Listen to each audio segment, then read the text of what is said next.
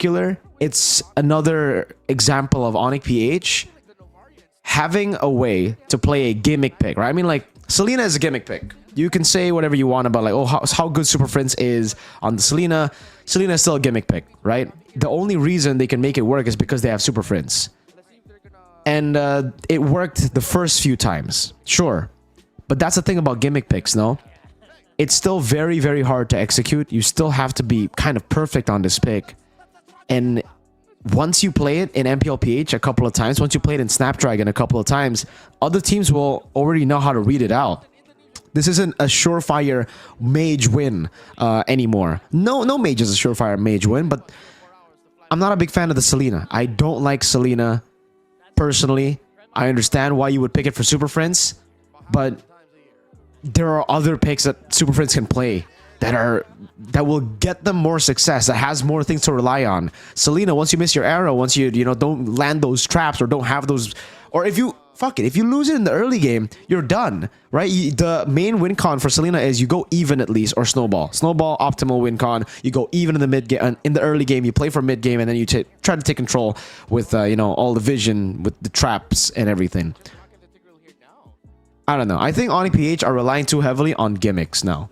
Like, it used to be these picks come out randomly and then teams would be like, oh fuck, we have to deal with it. Now it's like, oh shit, they picked up the Selena again. It's like, it's getting kind of normal now to see these picks, and people are anticipating it. So it's no longer a curveball. And when your gimmick and cheese picks are not a curveball, it loses value. That's the whole point of having a gimmick cheese pick. It's a shocker. It's not a shocker anymore. The Mathilda mid is another good example for Onic PH that they kept on trying, and it worked a few times again because they know how to play it really well. Firstly, they executed really well, but also their opponents weren't fully ready for it, especially in a region like MPLPH where teams adapt really quick. It's very ambitious to think that this will work every time, especially against TLPH. Now, maybe if they were up against AP Brand, maybe that would work. Even then, I think it'll be tough.